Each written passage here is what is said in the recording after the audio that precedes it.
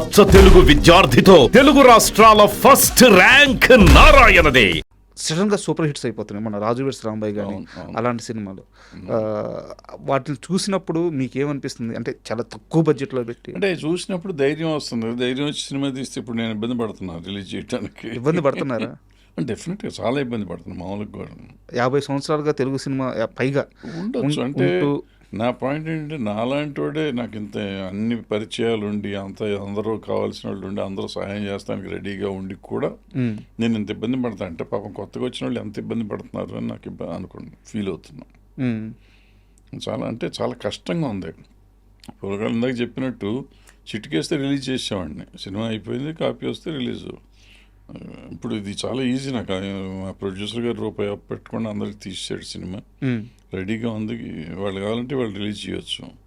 But దాన్ని కూడా release చేయాలంటే రకరకాల సమస్యలు, ఫినాన్షియల్ కాకుండా సమస్యలు ఉన్నాయి. అది పైగా మన చేతుల్లో లేనిది, అంతే కదా, మన చేతుల్లో లేనిది. అంటే భయం, ఒక అభద్రతా భావం ఒకటి ఎక్కువైపోయింది. సో దాంతో రకరకాలుగా ఉంది. మనిషి ఇప్పుడు ఏంటంటే డైరెక్ట్గా డబ్బులుండి నేను ధైర్యంగా నేను చేస్తాను, ఇట్లాగే చేస్తాను అనేది లెక్కగా చేయగలిగితే అవుతుంది. అంటే అప్పట్లో కేజీఎఫ్ వాళ్ళు చేశారు కదా, మన హోంబులే వాళ్ళు చేసినట్టు ఆ టైప్లో అంత డబ్బు పెట్టుకుని అట్లా సినిమా తీసి నేను చేస్తానే ఇప్పుడు రండి ఓటీటీ వాళ్ళు అన్న టైప్లో రిలీజ్ చేసే దమ్ము ఉంటే సినిమాలు చేయాలి. బట్ అది డిపెండ్స్. ఎందుకంటే రిలీజ్ అయిన తర్వాత ఓటీటీ తీసుకోవాలంటే స్టార్ కాస్ట్ ఉండాలి. తీసుకున్నారు కదా వాళ్ళు, సినిమా తీసుకున్నారు. తర్వాత వచ్చిన అదేంటి కన్నడం సినిమా కాంతారా తీసుకున్నారు కదా, అది అట్టగా రిలీజ్ చేశారు. రిలీజ్ చేసినాక అది అన్ని భాషల్లో డబ్బులు వచ్చినాయి కదా. అవును. సో హిట్ చేస్తానని ధైర్యం అది హోమ్లే వాళ్ళే చేశారు. సో వాళ్ళకి ధైర్యం ఉండాలి, అంటే తీసే ప్రొడ్యూసర్కి ధైర్యం ఉండాలి. అంత లెవెల్లో ధైర్యం ఉన్నవాళ్ళు సినిమాలు చేస్తే అందరూ దారిలోనే ఉంటారు. మనము బిక్కుమంటే ముందే వాళ్ళ దగ్గరికి వెళ్ళి వాళ్ళతో చేసుకునే పరిస్థితిలో మనం ఉన్నాం. సో వాళ్ళు కంట్రోల్ చేశారని మనం అంటాం ఎందుకు? ఇప్పుడు కాంతారా నిన్ను కేజీఎఫ్ని ఎవడు కంట్రోల్ చేయలేదు కదా. వాళ్ళు రిలీజ్ చేశారు, రిలీజ్ చేసినాక హిట్లు అయినాయి, వాళ్ళు వచ్చి డబ్బులు ఇచ్చి తీసుకున్నారు. ఆ నెక్స్ట్ సినిమాలు ముందే డబ్బులు ఇచ్చేసి తీసేసుకున్నారు వాళ్ళు. సార్ ఇది సినిమాకి కానీ మీకు కానీ సంబంధం లేని ప్రశ్న, అయితే అవసరమైన ప్రశ్న. మీకు ఇష్టమైతే సమాధానం చెప్పండి, లేదా స్కిప్ చేసేసేయండి. మీరు ఎంత పెద్ద ఒక ఎన్టీఆర్ కానీ, ఒక కృష్ణ గారు కానీ, ఒక సోమన్ బాబు గారు కానీ పెద్ద వాళ్ళని దగ్గర నుంచి చూసారు, వాళ్ళతో ట్రావెల్ అయ్యారు. తర్వాత చిరంజీవి గారు మీ అసోసియేట్ నుంచి ప్రత్యేకంగా చెప్పాల్సిన అవసరం లేదు. అంటే ప్రజలు ఆరాధించే, తెరపై కనిపించే వాళ్ళని ఎంతలా ఆరాధిస్తే వాళ్ళందరూ అంతే నిజాయితీగా క్రమశిక్షణతో బతికారు. ఈరోజు పరిస్థితి ఎలా ఉందంటే, ఒక చిన్న సోషల్ మీడియా అంత ఫేమ్ రాగానే ఎక్కడ ఏదైనా క్రైమ్ వినిపిస్తే వీళ్ళ పేర్లే వినిపిస్తున్నాయి. వీళ్ళు సినిమా ఇండస్ట్రీలో భాగమై ఉన్నారు, ప్రజలు వీళ్ళని ఆరాధిస్తున్నారు, కానీ వాళ్ళు చేసే పనులు మాత్రం, అంటే నేను పేరు తీయదలుచుకోలేదు, చాలా దారుణంగా ఉంటున్నాయి. అంటే ఇలాంటి వాళ్ళని సినిమా ఇండస్ట్రీ నుంచి బయట పెట్టడం కానీ, ఈ క్రమ పద్ధతికరించడం సాధ్యమవుద్దా? సాధ్యం కాదు. ఫస్ట్ పాయింట్ సాధ్యం కాదు. రెండో పాయింట్ ఏంటంటే నిజంగా వీళ్ళంతా ఇన్వాల్వ్ అయ్యి ఉన్నారా లేదా అంటే, సినిమా ఇండస్ట్రీ సాఫ్ట్ టార్గెట్ అయిపోయింది అందరికీ. ఎక్కడ ఏ తప్పు జరిగినా ముందు సినిమాకి సంబంధించిన వాళ్ళని కానీ, లేకపోతే టోటల్ సినిమా ఇండస్ట్రీని కానీ టార్గెట్ చేసి మాట్లాడతాం అలవాటు అయిపోయింది సోషల్ మీడియా వచ్చేసినాక. సో దాంతో వీళ్ళు చాలామంది మాట్లాడతారు, కానీ ఇట్స్ నాట్ దట్ సినిమాలో ఉన్న వాళ్ళంతా దుర్మార్గులు కాదు. మీరు చెప్పినట్టు అంతా ఈ వచ్చిన జనరేషన్ అంతా అట్టాను కాదు. రకరకాల తప్పులు చేసేవాళ్ళు ఉండొచ్చు. ఉంటే దానికి సరైన మార్గం ఉండాలి, దాని సరైన పద్ధతిలో దానికి చట్టం ఉంది, చట్టం దాని పని అది చేసుకుపోతుంది. బట్ అన్నిటికీ సినిమా వాళ్ళని కాపాదించడం కరెక్ట్ కాదు. అంటే ఎందుకు ఈ ప్రశ్న అడిగానంటే, ఈ తెలంగాణ రాష్ట్ర ముఖ్యమంత్రి వచ్చేసి cinema industry one of the major industry, దానికోసం ఏం చేయడానికి సిద్ధంగా ఆయన స్టేట్మెంట్ ఇచ్చున్నారు. ఏపీ విషయానికి వస్తే, ఏపీలో షూటింగ్స్ చేయండి, అద్భుతమైన ప్రదేశాలు ఉన్నాయి, అద్భుతమైన లొకేషన్స్ ఉన్నాయని వారు ప్రతిసారి కాల్ ఇస్తున్నారు. బట్ లోతులో ఏ సమస్య ఉంది అనేది రిజిస్టర్ అయిందా లేదా అనేది నాకు అర్థం కాక. సమస్య ఏం లేదండి, ఎక్కడ సమస్య లేదు. ఇప్పుడు ఎక్కువలో సినిమాలు బయట చేయట్లేదు, ఎక్కడెక్కడో చేసుకుంటున్నారు. పెద్ద సినిమాలో బయట చేస్తారు, చిన్న సినిమాలో ఎక్కడ సబ్సిడీ ఇస్తే అక్కడికి వెళ్తున్నారు. ఎందుకంటే 1.5-2 కోట్లు కూడా ఇస్తున్నారు బయట స్టేట్స్లో. సో బయటకు వెళ్తున్నారు. ఇక్కడికి వెళ్ళాలంటే మామూలుగా తీసే సినిమాలు తీస్తున్నారు, బట్ మిగతా వెళ్ళాలంటే డబ్బులు ప్రాబ్లము, అక్కడ వెళ్ళట్లేదు. సింపుల్.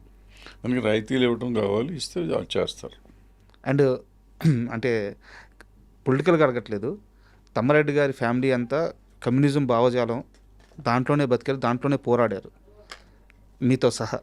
అయితే మీరు ఈ మధ్య ఒక స్టేట్మెంట్ ఇస్తూ సినిమా హీరోలు 200 కోట్లు 250 కోట్లు తీసుకోవడం అనేది దొమ్ములు గుద్దుకొని గర్వంగా చెప్పుకోవాల్సిన మాట అని ఒక స్టేట్మెంట్ ఇచ్చారు. అవును. ఇది ఒక వ్యక్తికి ఇంత రెమ్యునరేషన్ పోతున్నప్పుడు ఇండస్ట్రీలో మిగతా అన్ని వర్గాలకి ఆ స్థాయి, అంటే కనీసం ఆ స్థాయిని కాదు, హ్యాపీగా ఉంచే రెమ్యునరేషన్లో అందట్లేదు.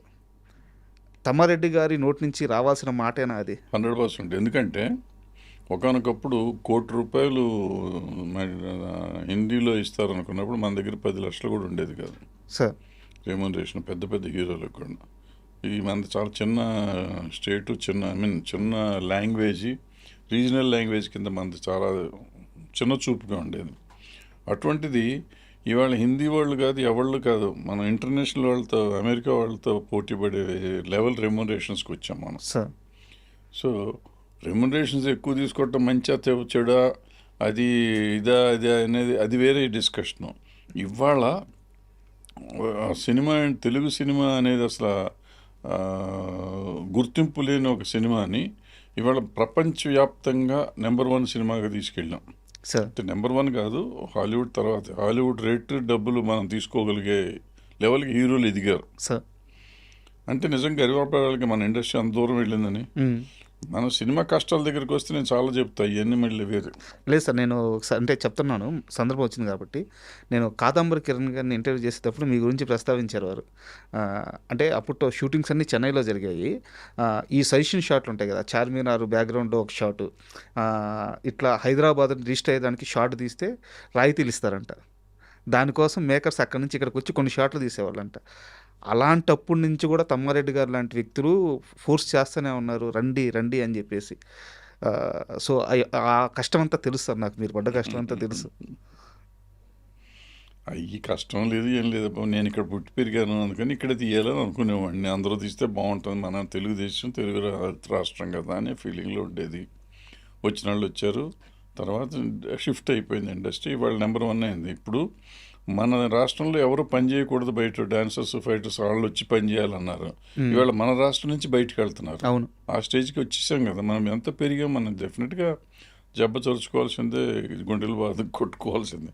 వీ డిడ్ ఇట్ అని.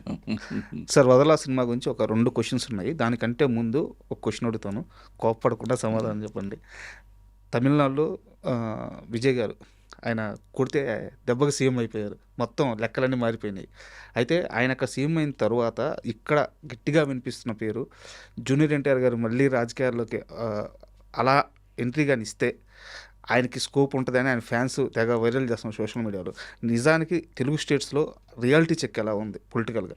ఏమవుతుంది తెలీదమ్మా, నాకు అసలు ఐడియా లేదు, నాకు ఆలోచన లేదు. బట్ వీళ్ళని నమ్మటానికి లేదు.